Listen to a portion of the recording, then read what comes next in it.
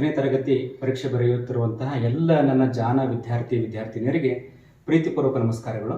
ಮಕ್ಕಳು, ಇವತ್ತು ವಿಜ್ಞಾನ ವಿಷಯಕ್ಕೆ ಸಂಬಂಧಪಟ್ಟಂತೆ ಯಾವೆಲ್ಲ ಅಂಶಗಳ ಬಗ್ಗೆ ತಾವು ಗಮನ ಹರಿಸಬೇಕು ಅನ್ನುವಂತಹ ವಿಷಯಗಳ ಬಗ್ಗೆ ಬೆಳಕು ಚೆಲ್ಲುವಂಥ ಒಂದು ಸಣ್ಣ ಪ್ರಯತ್ನ ಇದು. ತಮಗೆಲ್ಲ ತಿಳಿದಿರೋ ಹಂಗೆ ಬೇರೆ ವಿಷಯಕ್ಕೆ ಕಂಪೇರ್ ಮಾಡಿದರೆ ವಿಜ್ಞಾನ ವಿಷಯದಲ್ಲಿ ಬಹಳಷ್ಟು ಅನ್ವಯಿಕ ಪ್ರಶ್ನೆಗಳು ಬರ್ತಾವ. ಹೀಗಾಗಿ ಮಕ್ಕಳಿಗೆ ಆ ಒಂದು ಪ್ರಶ್ನೆಗಳಿಗೆ ಉತ್ತರ ಬರೆದು ಅಂಕಗಳನ್ನು ಗಳಿಸ್ಬೇಕು ಅಂತಂದ್ರೆ ತುಂಬ ಕಷ್ಟ ಆಕೈತಿ.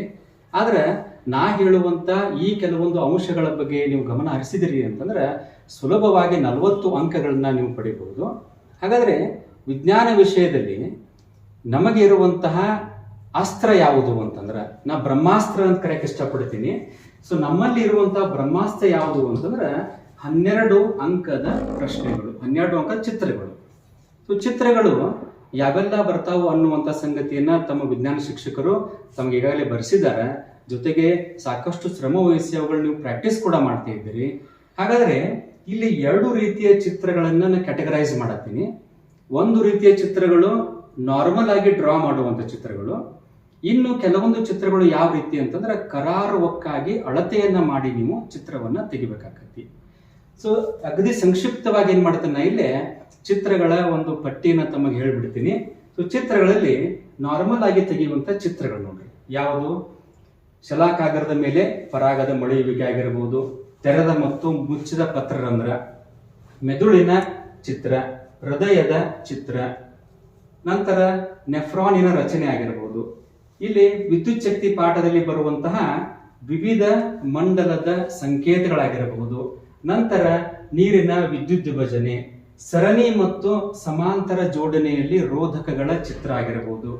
ಜೊತೆಗೆ ಲೋಹದ ಮೇಲೆ ಹಬೆಯ ವರ್ತನೆ, ಕಾಂತೀಯ ಬಲರೇಖೆಗಳ ಏಕಕೇಂದ್ರೀಯ ವೃತ್ತಗಳ ಚಿತ್ರ ಆಗಿರಬಹುದು, ಬೆಳಕಿನ ರೋಹಿತದ ಪುನರ್ ಸಂಯೋಜನೆ, ನಂತರ ತಾಮ್ರದ ವಿದ್ಯುತ್ ವಿಶ್ಲೇಷಣೆ, ಇನ್ನು ಕೊನೆಯದಾಗಿ ಸತುವಿನ ಮೇಲೆ ಸಲ್ಫುರಿಕ್ ಆಮ್ಲದ ವರ್ತನೆ. ಈ ಚಿತ್ರಗಳು ನಾರ್ಮಲ್ ಆಗಿ ಡ್ರಾ ಮಾಡುವಂತ ಚಿತ್ರಗಳು, ಅಂದ್ರೆ ಯಾವುದೇ ರೀತಿಯಲ್ಲಿ ಅಳತೆ ಇರೋದಿಲ್ಲ.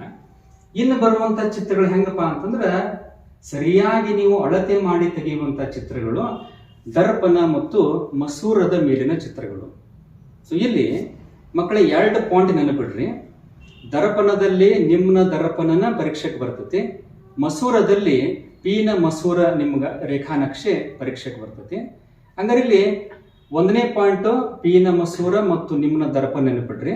2ನೇ ಪಾಯಿಂಟ್ ಏನಂತಂದ್ರೆ ಇಲ್ಲಿ ಮಕ್ಕಳಿಗೆ ಗೊಂದಲ ಆಗುವಂಥದ್ದು, ಪೀನ ಮಸೂರದಲ್ಲಿ 2F1 ನ ಮೇಲೆ ನೀವು ವಸ್ತುವನ್ನು ಇಟ್ಟರೆ ಅದು ಪ್ರತಿಬಿಂಬ 2F2 ನ ಮೇಲೆ ಮೂಡಬೇಕು. ನಿಮ್ನ ದರ್ಪಣದಲ್ಲಿ ಸಿ ಮೇಲೆ ನೀವು ವಸ್ತುವನ್ನು ಇಟ್ಟಿದ್ದೇ ಆದ್ರೆ ಅದರ ಪ್ರತಿಬಿಂಬ ಸಿ ನ ಮೇಲೇನೆ ಮೂಡಬೇಕು. ಸೊ ಮೊನ್ನೆ ಮಾದರಿ ಪ್ರಶ್ನೆ ಪತ್ರಿಕೆ ಒಳಗ ಪೀನ ಮಸೂರದಲ್ಲಿ 2F ನ ಮೇಲೆ ವಸ್ತು ಇಟ್ಟಾಗ ಪ್ರತಿಬಿಂಬ ಎಲ್ಲಿ ಮೂಡ್ತತಿ ಎನ್ನುವಂತ ಪ್ರಶ್ನೆಯನ್ನು ಕೇಳ್ಯಾರ. ಸೊ ಆ ಒಂದು ಅಂಶಗಳನ್ನ ತಾವು ಗಮನದಲ್ಲಿಟ್ಟುಕೊಂಡು ಈ ರೇಖಾ ನಕ್ಷೆಗಳನ್ನ ತೆಗೆದಿದ್ದೇ ಆದ್ರೆ ಇದರಲ್ಲಿ ಅಂಕಗಳು ಕಡಿತಗೊಳ್ಳುವಂತ ಸಾಧ್ಯತೆ ಬಹಳ ಕಡಿಮೆ ಇರ್ತಾವ. ಹೀಗಾಗಿ ಮಕ್ಕಳೇ 12 ಅಂಕದ ಚಿತ್ರಗಳನ್ನ ನಿಯಮಿತವಾಗಿ ರೂಢಿ ಮಾಡಿಕೊಂಡ್ರೆ ನಮ್ಮ ಪಾಕೆಟ್ ಒಳಗ 12 ಅಂಕಗಳು ಫಿಕ್ಸ್ ಆದಂಗನ. ಇವುಗಳ ನಂತರ ನೀವು ನೋಡಬೇಕಾದದ್ದೇನು ಅಂತಂದ್ರೆ ಸಂಭವನೀಯ ವ್ಯತ್ಯಾಸಗಳ ಪಟ್ಟಿಯನ್ನ ಮಾಡ್ಕೊರಿ. ಸೊ ನಾನು ಇಲ್ಲೊಂದು 2-3 ಎಕ್ಸಾಂಪಲ್ ಮಾತ್ರ ಕೊಡ್ತೀನಿ ಇಲ್ಲಿ. ಸೊ ರಾಸಾಯನಿಕ ಸಂಯೋಗ ಮತ್ತು ವಿಭಜನೆಯ ಒಂದು ವ್ಯತ್ಯಾಸ, ಸ್ಥಾನಪಲ್ಲಟ ದ್ವಿಸ್ಥಾನ ಪಲ್ಲಟದ ವ್ಯತ್ಯಾಸ, ಉತ್ಕರ್ಷಣೆ ಅಪಕರ್ಷಣೆ ಆಗಿರಬಹುದು, ಅಪಧಮನಿ ಅಭಿಧಮನಿ ಆಗಿರಬಹುದು. ಸೊ ವ್ಯತ್ಯಾಸಗಳನ್ನ ಪಟ್ಟಿ ಮಾಡಿಕೊಂಡ್ರ ಲಾಭ ಏನು ಅಂತಂದ್ರೆ, ಒಂದು ವ್ಯತ್ಯಾಸವನ್ನು ಬರೀತೀರಿ. 2ನೇದು, ನೀವು ವ್ಯತ್ಯಾಸವನ್ನು ಬರೆಯುವಾಗ ಅವುಗಳ ವ್ಯಾಖ್ಯೆಗಳು ಬಿದ್ರೆ, ಈ ಉದಾಹರಣೆಗೆ ಸಂಯೋಗ ಎಂದರೇನು ಅಂತ ಬಿತ್ತಂದ್ರೆ ಆ ವ್ಯಾಖ್ಯೆಗಳನ್ನ ಬರೀಬಹುದು. 3ನೇದಾಗಿ ಉತ್ಕರ್ಷಣೆ ಅಥವಾ ಅಪಕರ್ಷಣೆಗೆ ಒಂದು ಉದಾಹರಣೆ ಕೊಡಿ ಅಂತಂದ್ರೆ ವ್ಯತ್ಯಾಸ ಪಟ್ಟಿ ಒಳಗೆ ನೀವು ಸಮೀಕರಣಗಳನ್ನು ಬರ್ಕೊಂಡಿರ್ತೀರಿ. ಹೀಗಾಗಿ ಸಮೀಕರಣಗಳನ್ನ ಸುಲಭವಾಗಿ ಬರೀಬಹುದು. 4ನೇ ಅಂಶ ಏನು ಅಂತಂದ್ರೆ ಸಮೀಕರಣಗಳನ್ನ ಸರಿದೂಗಿಸುವುದು ಅಂತ ಬರ್ತೈತಿ. ಸೊ 2ರಿಂದ 3 ಅಂಕದ ಪ್ರಶ್ನೆಗಳು ಮೊನ್ನೆ ಮಾದರಿ ಪ್ರಶ್ನೆ ಪತ್ರಿಕೆ ಒಳಗೆ ಬಿದ್ದಾವ. ಸಮೀಕರಣಗಳನ್ನ ನೀವು ಆಲ್ರೆಡಿ ಸರಿದೂಗಿಸಿ ಬರ್ಕೊಂಡಿರೋದ್ರಿಂದ ನೀವು ಪರೀಕ್ಷೆ ಸಮಯದಲ್ಲಿ ಸಮಯವನ್ನ ವ್ಯರ್ಥ ಮಾಡದ ನೇರವಾಗಿ ಆ ಸಮೀಕರಣಗಳನ್ನ ಬರೀಬಹುದು. ಹೀಗಾಗಿ ನಿಮ್ಮ ಪಠ್ಯ ಪುಸ್ತಕದಲ್ಲಿ ಬರುವಂತಹ ಎಲ್ಲ ಸಂಭವನೀಯ ವ್ಯತ್ಯಾಸಗಳ ಪಟ್ಟಿಯನ್ನು ಮಾಡಿಕೊಂಡು ಆ ಲಿಸ್ಟ್ ಅನ್ನ ನೀವು ಮಲಗುವಂತ ಕೋಣೆ ಒಳಗ ಒಂದು ಚಾರ್ಟ್ ಮಾಡಿ ಹಚ್ಚಿಬಿಟ್ರಿ ಅಂತಂದ್ರೆ ಪ್ರತಿನಿತ್ಯ ಬೆಳಗ್ಗೆ ಎದ್ದು ಕೇವಲ 2 ವ್ಯತ್ಯಾಸಗಳನ್ನ ಮಾತ್ರ ನೋಡಿ. ನೀವು ಎಲ್ಲ ವ್ಯತ್ಯಾಸಗಳ ಬೇಡ, ನಮಗ ಹೊರೆ ಬೇಡ, ದಿನಾವರೆ 2 ವ್ಯತ್ಯಾಸಗಳನ್ನ ನೋಡ್ಕೊಂಡ್ಬಿಟ್ರೆ ನೀವು ಇದರಿಂದ 4 ಅಂಕಗಳನ್ನ ಸುಲಭವಾಗಿ ಪಡೆಯಬಹುದು. ಹೀಗಾಗಿ ಚಿತ್ರಗಳಲ್ಲಿ 12, ಇವುಗಳಲ್ಲಿ 4 ಅಂಕ ಅಂದ್ರೆ ನಮಗ 16 ಅಂಕಗಳು ಸುಲಭವಾಗಿ ನಮಗ ಸಿಗ್ತಾವ. ಅದರ ನಂತರ ಮೆದುಳಿನ ಭಾಗ ಮತ್ತು ಕಾರ್ಯಗಳು. ಸೊ ಮೆದುಳಿನ ಯಾವ ಭಾಗ ಯಾವ ಕಾರ್ಯವನ್ನ ಮಾಡಕತ್ತೈತಿ, ಉದಾಹರಣೆಗೆ ಮುಮ್ಮೆದುಳು, ಮಧ್ಯದ ಮೆದುಳು, ಪಾನ್ಸ್ ಆಗಿರ್ಬೋದು, ಅನುಮಸ್ತಿಷ್ಕ, ಡಯನ್ಸೆಫಲಾನ್ ಆಗಿರಬಹುದು. ಸೊ ಎಲ್ಲ ಒಂದು ಮೆದುಳಿನ ಭಾಗಗಳು ಮತ್ತು ಅವುಗಳ ಕಾರ್ಯಗಳ ಪಟ್ಟಿಯನ್ನ ಕೂಡ ನೀವು ಸಿದ್ಧ ಮಾಡಿಕೊಂಡ್ರೆ ಇದರಿಂದ 1 ಅಂಕದ ಪ್ರಶ್ನೆ ನಮ್ಮ ವಾರ್ಷಿಕ ಪರೀಕ್ಷೆಗೆ ಬೀಳುವಂತ ಸಾಧ್ಯತೆ ಇರ್ತೈತಿ. ಇಲ್ಲಿ ಬಹಳ ಇಂಪಾರ್ಟೆಂಟ್ ಆಗಿರೋದು ಸಸ್ಯ ಮತ್ತು ಪ್ರಾಣಿ ಹಾರ್ಮೋನುಗಳು ಮತ್ತು ಅವುಗಳ ಕಾರ್ಯಗಳು. ನೀವೇನ್ ಮಾಡಿರಿ, ಈಗ ಸಸ್ಯ ಹಾರ್ಮೋನುಗಳು ಅಂತಂದಾಗ ನೀವು ಬೆಳವಣಿಗೆಯನ್ನ ಉತ್ತೇಜಿಸುವ ಹಾರ್ಮೋನುಗಳು ಮತ್ತು ಬೆಳವಣಿಗೆಯನ್ನ ಕುಂಠಿತಗೊಳಿಸುವ ಹಾರ್ಮೋನುಗಳು ಅಂತ 2 ಪಟ್ಟಿಯನ್ನ ನೀವು ನೋಡ್ಕೊಂಡಿರಿ. ಆಕ್ಸಿನ್, ಜಿಬ್ಬರ್ಲಿನ್, ಸೈಟೋಕೈನಿನ್ಗಳು ಉತ್ತೇಜನ ಮಾಡ್ತಾವಂತ ಕಲಿತೀರಿ. ಜೊತೆಗೆ ಅಬ್ಸಿಸಿಕ್ ಆಮ್ಲ ಸಸ್ಯದ ಬೆಳವಣಿಗೆಯನ್ನ ಪ್ರತಿಬಂಧಿಸುತ್ತದೆ ಅಂತ ಕಲಿತೀರಿ. ಆದ್ರೆ ನಿರ್ದಿಷ್ಟವಾಗಿ ಅವುಗಳ ಕಾರ್ಯವನ್ನ ನೋಡ್ಬೇಕು ನೀವು. ಯಾವ ರೀತಿ ಅಂತಂದ್ರ ಆಕ್ಸಿನ್ ಜೀವಕೋಶದ ಉದ್ದವನ್ನ ಪ್ರಚೋದನೆ ಮಾಡತೈತಿ. ಅದೇ ರೀತಿ ಜಿಬ್ಬರ್ಲಿನ್ ಕಾಂಡದ ಸುತ್ತಳತೆಯನ್ನು ಹೆಚ್ಚು ಮಾಡ್ತೈತಿ. ಸೈಟೋಕೈನಿನ್ ನಮಗ ಕೋಶ ವಿಭಜನೆಯನ್ನ ಉತ್ತೇಜನ ಮಾಡೋದ್ರಿಂದ ಹಣ್ಣು ಮತ್ತು ಕಾಯಿಗಳು ಶೀಘ್ರದಲ್ಲಿ ಬೆಳಿತಾವ ಅನ್ನುವಂತ ಸಂಗತಿಗಳನ್ನ ಸರಿಯಾಗಿ ಗಮನದಾಗಿಟ್ಕೋಬೇಕು. ಯಾಕಂತಂದ್ರೆ ಕೇವಲ ಬೆಳವಣಿಗೆ ಮತ್ತು ಕುಂಠಿತಗೊಳಿಸುವ ಅಂತ ನೆನಪಿಡದ ಪ್ರತಿಯೊಂದರ ಕಾರ್ಯವನ್ನ ನಿರ್ದಿಷ್ಟವಾಗಿ ನೆನಪಿಟ್ಬಿಟ್ರೆ ಇವುಗಳಿಂದ ನಿಮ್ಗ 1 ಅಂಕದ ಪ್ರಶ್ನೆ ವಾರ್ಷಿಕ ಪರೀಕ್ಷೆಯಲ್ಲಿ ಬೀಳುವಂತ ಸಾಧ್ಯತೆಗಳು ಬಹಳ ಅದಾವ. ಅದರ ನಂತರ ಪ್ರಾಣಿಗಳಲ್ಲಿ ಬರುವಂತಹ ಹಾರ್ಮೋನ್ಗಳ ಪಟ್ಟಿ. ಇಲ್ಲಿ ಯಾವ ಗ್ರಂಥಿ ಯಾವ ಹಾರ್ಮೋನ್ ಅನ್ನು ಸ್ರವಿಕೆ ಮಾಡಾಕತಿ ಮತ್ತು ಆ ಹಾರ್ಮೋನ್ಗಳ ಕಾರ್ಯಗಳೇನೇನು ಅನ್ನುವಂತಹ ಒಂದು ಪಟ್ಟಿಯಿಂದ 2 ಅಂಕದ ಪ್ರಶ್ನೆಗಳು ನಮಗೆ ಬರ್ತಾವ. ಇದರಲ್ಲಿ ಪ್ರಮುಖವಾದದ್ದು ಅಡ್ರಿನಲ್ ಗ್ರಂಥಿ ಅಡ್ರಿನಲಿನ್ ಹಾರ್ಮೋನ್ ನ ಸ್ರವಿಕೆ ಮಾಡಾಕತಿ. ನಂತರ ಮೇದೋಜೀರಕ ಗ್ರಂಥಿ ಇನ್ಸುಲಿನ್ ಅನ್ನ ಸ್ರವಿಕೆ ಮಾಡಾಕತಿ. ಇವು 2 ಹಾರ್ಮೋನ್ಗಳು ವಾರ್ಷಿಕ ಪರೀಕ್ಷೆಯಲ್ಲಿ ಪದೇ ಪದೇ ಕೇಳೋದ್ರಿಂದ ಈ 2 ಹಾರ್ಮೋನ್ಗಳ ಪಟ್ಟಿಗಳನ್ನ ಸಸ್ಯ ಮತ್ತು ಪ್ರಾಣಿಗಳ ಒಂದು ಹಾರ್ಮೋನ್ ಪಟ್ಟಿಯನ್ನ ತಾವು ಗಮನವಿಟ್ಟು ಓದ್ಕೊಳ್ರಿ. ಇಲ್ಲಿ ನೆಕ್ಸ್ಟ್ ಬರುವಂತದ್ದು ವಿವಿಧ ಲವಣಗಳು. ಸೊ ಮಕ್ಕಳು ಇದರಲ್ಲಿ 2 ಅಂಕದ ಪ್ರಶ್ನೆಗಳು ಶೋರ್ ಬರೋದ್ರಿಂದ ಯಾವ್ಯಾವ ನೋಡ್ರಿ, ಚಲುವೆ ಪುಡಿ, ಜಿಪ್ಸಮ್ಮು, ಅಡುಗೆ ಸೋಡಾ, ನಂತರ ವಾಷಿಂಗ್ ಸೋಡಾ ಆಗಿರಬಹುದು, ಪ್ಲಾಸ್ಟರ್ ಆಫ್ ಪ್ಯಾರಿಸ್ ಆಗಿರಬಹುದು. ಇವುಗಳ ಸಾಮಾನ್ಯ ಹೆಸರು, ಇವುಗಳ ರಾಸಾಯನಿಕ ಹೆಸರು ಮತ್ತು ಇವುಗಳ ಸೂತ್ರವನ್ನ ನೀವು ಗಮನದಲ್ಲಿಟ್ಟುಕೊಂಡು ಓದಬೇಕು. ಅದರಲ್ಲಿಯೂ ಮೊನ್ನೆ ನಡೆದಂತಹ ಮಾದರಿ ಪ್ರಶ್ನೆ ಪತ್ರಿಕೆ ಒಳಗ ಕ್ಯಾಲ್ಸಿಯಂ ಆಕ್ಸಿ ಕ್ಲೋರೈಡ್ ತಯಾರು ಮಾಡಬೇಕು ಅಂದ್ರೆ ಯಾವ ಯಾವ ಸಂಯುಕ್ತಗಳನ್ನ ಬಳಸ್ತೀರಿ ಅನ್ನುವಂಥದ್ದು ಕೇಳ್ಯಾರ. ಸೊ ಅಲ್ಲಿ ನೋಡ್ತೀರಿ ನೀವು 4 ಒಂದು ಸಂಯುಕ್ತಗಳನ್ನು ಕೊಟ್ಟಿದ್ರು.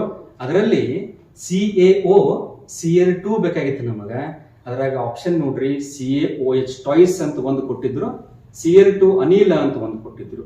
ಸೊ ಸೂತ್ರಕ್ಕೆ ಅನುಗುಣವಾಗಿ ನಮಗೆ ಯಾವ ವಸ್ತುಗಳು ಬೇಕು ಅನ್ನೋದು ಗೊತ್ತಾಕೈತಿ.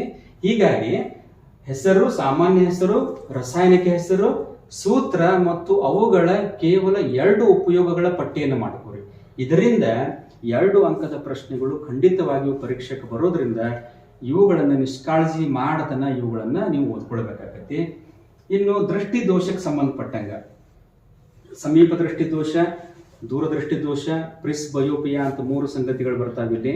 ಇದರಲ್ಲಿ ಮಾದರಿ ಪ್ರಶ್ನೆ ಪತ್ರಿಕೆ ಒಳಗ ನಮಗೇನು ಬಿದ್ದಿತ್ತು ಅಂತಂದ್ರ ನಮಗಿಲ್ಲಿ ಮೊನ್ನೆ ಸಮೀಪ ದೃಷ್ಟಿ ದೋಷಕ್ಕೆ ಸಂಬಂಧಪಟ್ಟಂಗೆ ಒಂದು ಕ್ವಶನ್ ಬಿದ್ದಿತ್ತು.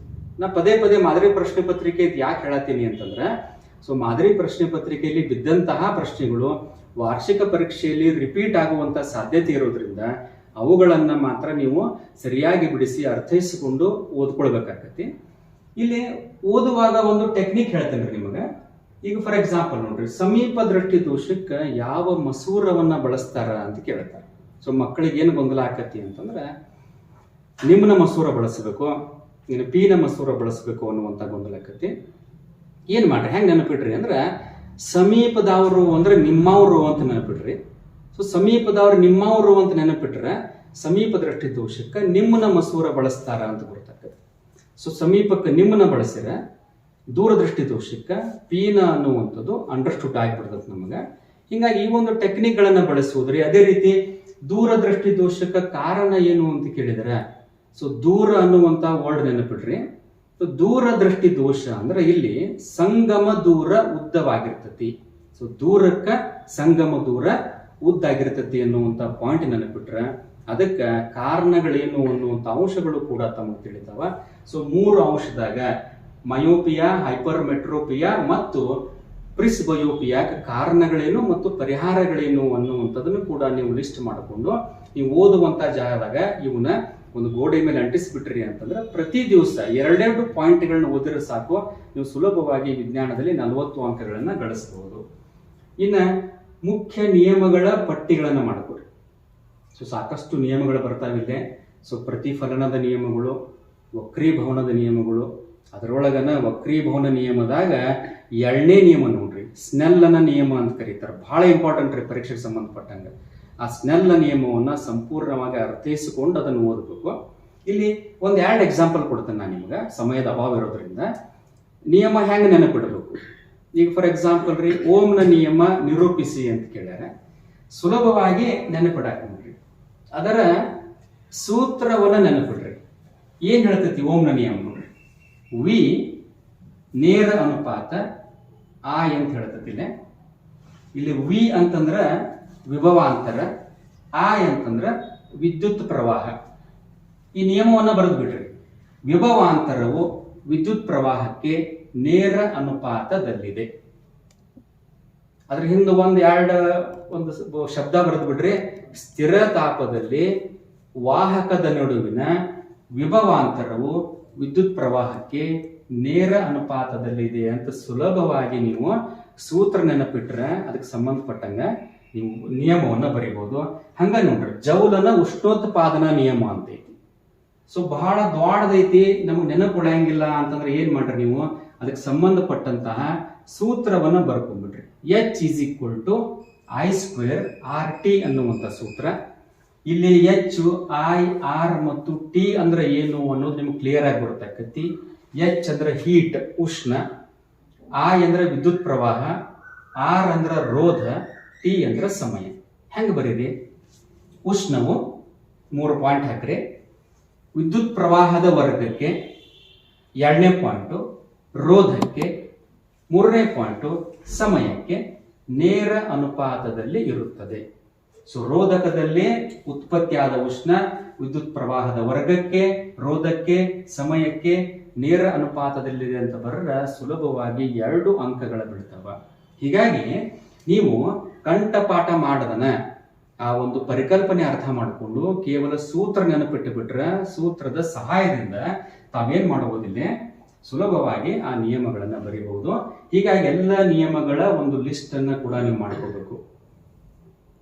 ನಂತರ ಜೀವಕ್ರಿಯೆಗಳು ಪಾಠದಾಗ ಬರುವಂತದ್ದು ಗ್ಲೂಕೋಸ್ ನ ವಿಭಜನೆ ಬರ್ತತಿ.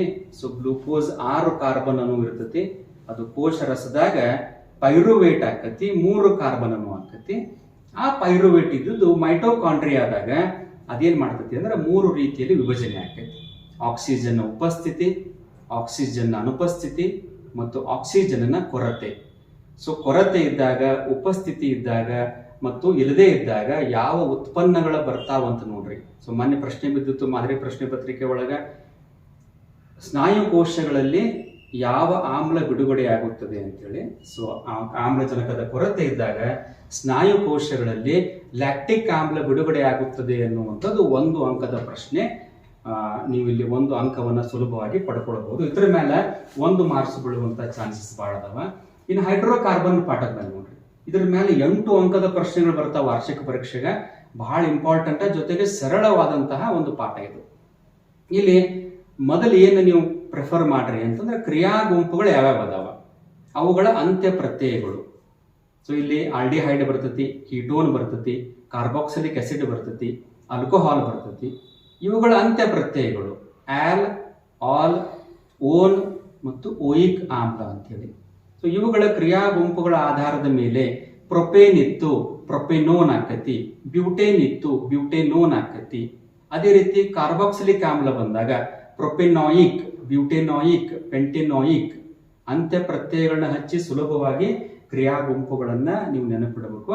ಇದರಾಗ ಅದೇ ರೀತಿಯಾಗಿ ಬಹಳಷ್ಟು ಸಲ ಪರೀಕ್ಷೆಗೆ ಕೇಳಿದಂತಹ ರಚನಾ ಸೂತ್ರ ಬೆನ್ಝೀನಿನ ರಚನಾ ಸೂತ್ರ C6H6 ಅನ್ನುವಂಥದ್ದು ಅನುಸೂತ್ರ ಆಕತಿ.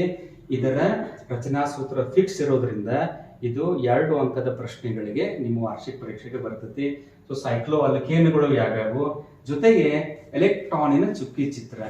ಸೊ ನಿಮ್ಮ ಸಿಲೆಬಸ್ಗೆ 3 ಬರ್ತಾವ: ಹೈಡ್ರೋಜನ್, ಆಕ್ಸಿಜನ್ ಮತ್ತು ನೈಟ್ರೋಜನ್.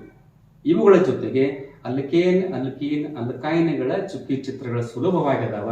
ಇವುಗಳನ್ನ ನೀವು ಬಹಳಷ್ಟು ಅಭ್ಯಾಸ ಮಾಡಿದಾಗ, ಬೇಜಾರಾದಾಗ ಈ ಚುಕ್ಕಿ ಚಿತ್ರ ತೆಗೆಯೋದ್ರಿಂದ ರಿಲ್ಯಾಕ್ಸು ಆಕತಿ, ಜೊತೆಗೆ ನಮಗೆ ಪ್ರಾಕ್ಟೀಸ್ನು ಆಕಾವು. 2 ಅಂಕದ ಪ್ರಶ್ನೆಗಳು ಇದರಿಂದ ಬರ್ತಾವ. ಇನ್ರಿ ಅನುಸೂತ್ರ ಮತ್ತು ರಚನಾ ಸೂತ್ರಗಳು, ಅಲ್ಕೇನ್, ಅಲ್ಕೀನ್ ಮತ್ತು ಅಲ್ಕೈನದ ಅನುಸೂತ್ರ ಮತ್ತು ರಚನಾ ಸೂತ್ರ ಬರ್ತಾವ. ಇಲ್ಲಿ ಸೂತ್ರದ ಮೇಲೆ ಗಮನ ಹರಿಸಬೇಕು. ನೀವು ಒಂದು ಎಕ್ಸಾಂಪಲ್ ಕೊಡ್ತೀನಿ. ಇಲ್ಲಿ ಅಲ್ಕೀನ್ಗಳ ಒಂದು ರಚನಾ ಸೂತ್ರ ಮತ್ತು ಅನುಸೂತ್ರ ಬರಿ ಅಂತಾರ. ಈ ಉದಾಹರಣೆಗೆ 5 ಕಾರ್ಬನ್ ಅಣುಗಳಿತ್ತು ಅಂದ್ರೆ ಅಲ್ಕೀನ್ ಸೂತ್ರ ಏನಾಕತಿ ಅಂತ ಕೇಳ್ತಾರೆ. ಸೂತ್ರದ ಮೇಲೆ ಕಾನ್ಸಂಟ್ರೇಷನ್ ಮಾಡ್ರಿ. CnH2n ಅನ್ನೋದು ಅಲ್ಕೀನ್ಗಳ ಸೂತ್ರ. ಸೂತ್ರ ಏನ್ ಹೇಳತತಿ ನಮಗಂದ್ರ ಸಿಗಳು ಎನ್ ಇದ್ರೆ Hಗಳು 2n ಮಾಡ್ರಿ, ಅಂದ್ರೆ ಡಬಲ್ ಮಾಡ್ರಿ ಅಂತ ಹೇಳತ್ರಿ. ಸಿಗಳು 5 ಅದಾವ ಅಂದ್ರೆ H ಎಷ್ಟಾದ್ರು ರೀ 10 ಅದು. ಅದೇ ರೀತಿ ಅಲ್ಕೇನ್ಗಳದು Cn H2n ಮಾಡ್ರಿ, +2 ಮಾಡ್ರಿ, ಅಂದ್ರೆ C 5 ಅದಾವ, H ಡಬಲ್ ಮಾಡ್ತೀರಿ 10 ಆಕ್ಕವ, ಅದಕ್ಕೆ 2 ಕೂಡಿಸ್ತೀರಿ 12 ಆಕ್ಕವ, C 5 H 12. ಸೊ ಸೂತ್ರದಾಗ ನಮಗೆ ಉತ್ತರ ಸಿಗೋದ್ರಿಂದ ಆ ಸೂತ್ರ ಏನ್ ಹೇಳಾತತಿ ಅನ್ನೋದನ್ನು ಮೊದಲು ಅರ್ಥೈಸ್ಕೊಂಡು ಬಿಟ್ರೆ ಈ ಎಲ್ಲ ಅನುಸೂತ್ರ ಮತ್ತು ರಚನಾ ಸೂತ್ರಗಳನ್ನ ಬರೀತೀರಿ. ಸುಲಭವಾಗಿ ಇವುಗಳನ್ನ ನೀವು ಪರೀಕ್ಷೆಯಲ್ಲಿ 3 ಅಂಕದ ಪ್ರಶ್ನೆಗಳನ್ನ ಬರೀಬಹುದು. ಸೊ ಅಲ್ಕೇನ್, ಅಲ್ಕೀನ್, ಅಲ್ಕೈನ್ಗಳನ್ನ ನೀವು ರೂಢಿ ಮಾಡ್ಕೊರಿ. ನಂತರ ಇಲ್ಲಿ ಆಮ್ಲ ಮತ್ತು ಪ್ರತ್ಯಾಮ್ಲ ಪಾಠದಾಗ pH ಮೌಲ್ಯದ ಮೇಲೆ ಸಾಕಷ್ಟು ಪ್ರಶ್ನೆಗಳು ಬಿದ್ದಾವ.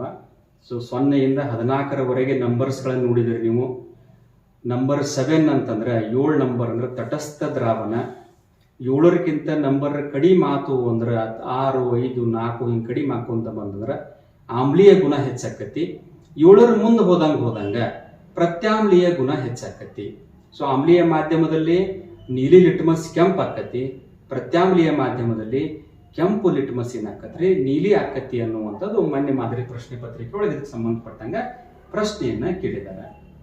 ಇನ್ನು ಬಹಳಷ್ಟು ಇಂಪಾರ್ಟೆಂಟ್ ನೋಡ್ರಿ, ಲೋಹಗಳ ಕ್ರಿಯಾಶೀಲತೆಯ ಸರಣಿಯನ್ನ ಬರ್ಕೊಂಡ್ಬಿಟ್ರ 5 ರಿಂದ 6 ರೀತಿ ಪ್ರಶ್ನೆಗಳಿಗೆ ಉತ್ತರವನ್ನ ತಾವು ಬರೀಬಹುದು. ಈ ಕ್ರಿಯಾಶೀಲತೆ ಸರಣಿ ನೆನಪಿಡಾಕ ಒಂದು ಸರಳ ಉಪಾಯವನ್ನ ಹೇಳಿಬಿಡ್ತೇನೆ ನಿಮ್ಗೆ. ಇಲ್ಲಿ ಏನ್ ಮಾಡ್ರಿ ಅಂತಂದ್ರೆ ಕ್ರಿಯಾಶೀಲತೆ ಸರಣಿ ಬರೆಯುವಾಗ ಒಂದು ಸೆಂಟೆನ್ಸ್ ಹೇಳ್ಬಿಡ್ತೇನೆ, ಆ ರೀತಿ ಬರ್ಕೊಂತ ಹೋಗ್ರಿ. ಫಸ್ಟ್ ನೋಡ್ರಿ, ಕೆ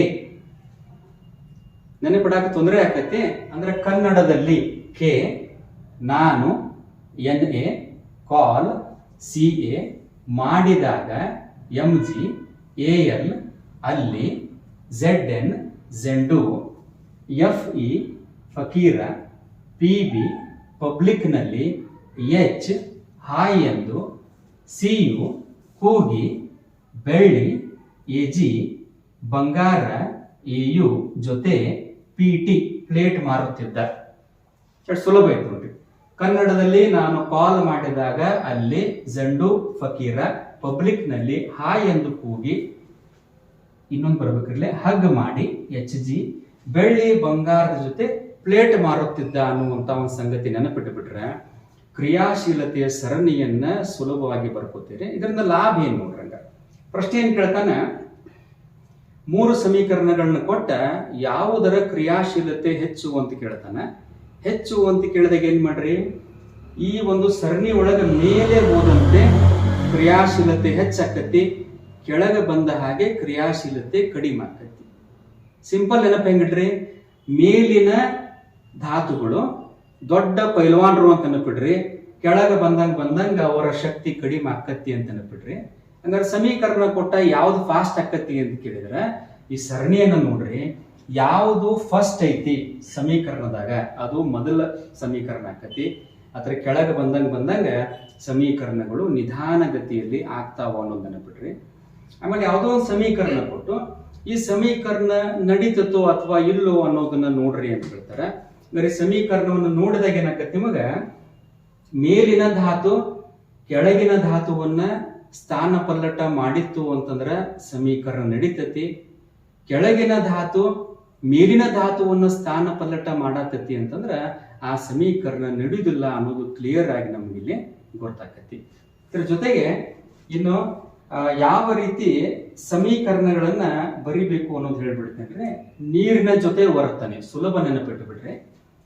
ಸೊ ಮೊದಲೇ ಕನ್ನಡದಲ್ಲಿ ನಾನು ಕಾಲ್ ಮಾಡಿದಾಗ ಅಲ್ಲಿ ಜಂಡು ಫಕೀರ ಕೇವಲ ಕ್ರಿಯಾಶೀಲತೆ ಸರಣಿ ಒಳಗಿರುವಂತ 7 ಮಾತ್ರ ನೀರು ಎಂಬಲ್ಲಿ ವರ್ತನೆ ಮಾಡ್ತಾವ.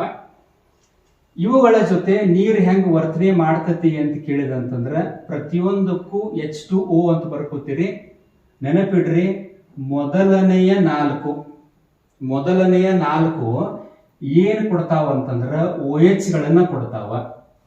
ಅಂದ್ರೆ ಕೆ ಇದ್ದಿದ್ದು KOH ಆತು, Na ಇದ್ದಿದ್ದು NaOH ಆತು, Mg ಇದ್ದಿದ್ದು MgOH ಟ್ವೈಸ್ ಆತು, Ca ಇದ್ದಿದ್ದು CaOH ಟ್ವೈಸ್ ಆಕತಿ.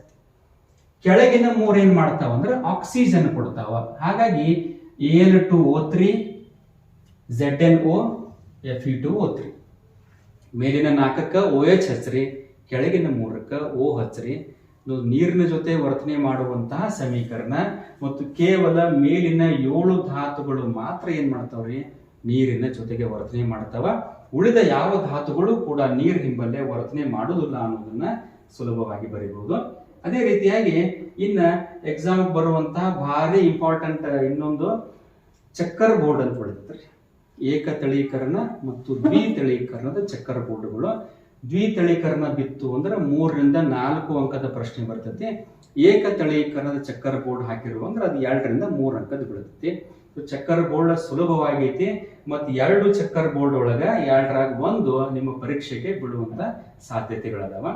ಇನ್ನು ಕೊನೆಯದಾಗಿ ಚಿತ್ರಾಧಾರಿತ ಪ್ರಶ್ನೆಗಳು ಅಂತ ಬರ್ತಾವ 4 ಅಂಕದ್ದು.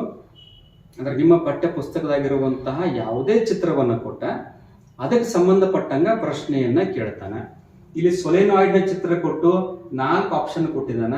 ಸೊ 4 ಆಪ್ಷನ್ದಾಗ ನೀವು ಒಂದು ಆಪ್ಷನ್ ಚೂಸ್ ಮಾಡಬೇಕು. ಇಲ್ಲಿ ಒಂದನ್ನು ಮಾತ್ರ ಚರ್ಚೆ ಮಾಡ್ತೀನಿ. ಇಲ್ಲೊಂದು ಮಂಡಲ ಚಿತ್ರವನ್ನು ಕೊಟ್ಟು ಈ ಬಲ್ಬ ಪ್ರಕಾಶಮಾನವಾಗಿ ಬೆಳಗಲು ಮತ್ತು ಮಂದವಾಗಿ ಬೆಳಗಲು ಇಲ್ಲಿ ಯಾವ ಉಪಕರಣವನ್ನು ಜೋಡಿಸುತ್ತೀರಿ ಎನ್ನುವಂತ ಪ್ರಶ್ನೆಯನ್ನು ಕೇಳ್ಯಾನ. ಹಂಗಾರೆ ಇಲ್ಲಿ ಯಾವ ಉಪಕರಣ ಜೋಡಿಸಿರ ಪ್ರಕಾಶದ ಒಂದು ತೀವ್ರತೆ ಮತ್ತು ಮಂದತೆ ಆಕತಿ ಅಂದಾಗ ನೀವು ವಿದ್ಯುತ್ ಶಕ್ತಿ ಪಾಠ ಕಲಿತೀರಿ. ಬದಲಾಯಿಸಬಲ್ಲ ರೋಧ ಅಥವಾ ರಿಯೋಸ್ಟ್ಯಾಟ್ ಅಂತ ಕಲಿತೀರಿ. ಸೊ ರಿಯೋಸ್ಟ್ಯಾಟ್ ಅನ್ನು ಇಲ್ಲಿ ನಾವು ಹಾಕಿದಾಗ ರೋಧವನ್ನ ಹೆಚ್ಚು ಮಾಡ್ರಿ ಅಂತಂದ್ರೆ ಮಂದವಾಗಿ ಉರಿತೈತಿ, ರೋಧವನ್ನ ಕಡಿಮೆ ಮಾಡ್ರಿ ಅಂತಂದ್ರೆ ಪ್ರಕಾಶಮಾನವಾಗಿ ಉರಿತೈತಿ ಅನ್ನುವಂತ ಉತ್ತರ ಬರೀಬೇಕು. ಸೊ ಚಿತ್ರಾಧಾರಿತ ಪ್ರಶ್ನೆಗಳು ಸೊ ನಿಮ್ಮ ಒಂದು ಎಕ್ಸಾಮ್ಗೆ ಬೀಳುವಂಥದ್ದು 4 ಮಾರ್ಕ್ಸ್ ಬೀಳುವಂತ ಸಾಧ್ಯತೆ ಐತಿ. ಸೊ ವಕ್ರೀಭವನಕ್ಕೆ ಸಂಬಂಧಪಟ್ಟಂಗ ಲಂಬದ ಕಡೆ ಬಾಗುತ್ತದೆಯೋ, ಲಂಬದಿಂದ ದೂರ ಬಾಗುತ್ತದೆಯೋ, ಸೊ ಈ ರೀತಿಯಾಗಿ ಚಿತ್ರಗಳನ್ನ ಕೊಟ್ಟ ಪ್ರಶ್ನೆಗಳನ್ನ ಅವ ಕೇಳ್ತಾನೆ. ಸೊ ನಾನು ಹೇಳಿದ ಈ ಎಲ್ಲ ಅಂಶಗಳ ಪಟ್ಟಿಗಳನ್ನ ಮಾಡಿಕೊಂಡು ನೀವು ಪ್ರತಿನಿತ್ಯ ಕೇವಲ 2 ನಿಯಮಗಳು, 2 ಸೂತ್ರಗಳು, 2 ಚಿತ್ರಗಳು, ಸೊ 2 ಹೇಳಿಕೆಗಳು, 2 ವ್ಯಾಖ್ಯೆಗಳು ಪ್ರತಿನಿತ್ಯ ಕೇವಲ 2 ಅಭ್ಯಾಸ ಮಾಡಿದರೆ ಸುಲಭವಾಗಿ ವಿಜ್ಞಾನದಲ್ಲಿ ಹೆಚ್ಚಿನ ಅಂಕಗಳನ್ನು ನೀವು ಪಡೆಯಬಹುದು. ಹೀಗಾಗಿ ಮಕ್ಕಳೇ, ಸಮಯವನ್ನ ವ್ಯರ್ಥ ಮಾಡದ ಸೊ ಈ ರೀತಿ ಪಟ್ಟಿ ಸಿದ್ಧತೆ ಮಾಡಿಕೊಂಡು ಎಲ್ಲರೂ ಚೆನ್ನಾಗಿ ಅಭ್ಯಾಸ ಮಾಡ್ರಿ. ಎಲ್ಲರಿಗೂ ಒಳ್ಳೆಯದಾಗಲಿ. ಮತ್ತು ನನಗೆ ವಿಜ್ಞಾನ ವಿಷಯಕ್ಕೆ ಸಂಬಂಧಪಟ್ಟಂತೆ ಇಲ್ಲಿ ಕೆಲವೊಂದು ಅಂಶಗಳನ್ನ ಚರ್ಚೆ ಮಾಡಲಿಕ್ಕೆ ಅವಕಾಶ ಮಾಡಿಕೊಟ್ಟಂತಹ ಕ್ಷೇತ್ರ ಶಿಕ್ಷಣಾಧಿಕಾರಿಗಳಿಗೂ ಹಾಗೂ ನನ್ನ ಎಲ್ಲ ವಿಜ್ಞಾನ ಬಳಗದ ಶಿಕ್ಷಕರಿಗೂ ತುಂಬ ಹೃದಯ ಧನ್ಯವಾದಗಳನ್ನು ತಿಳಿಸ್ತೀನಿ. Thank you.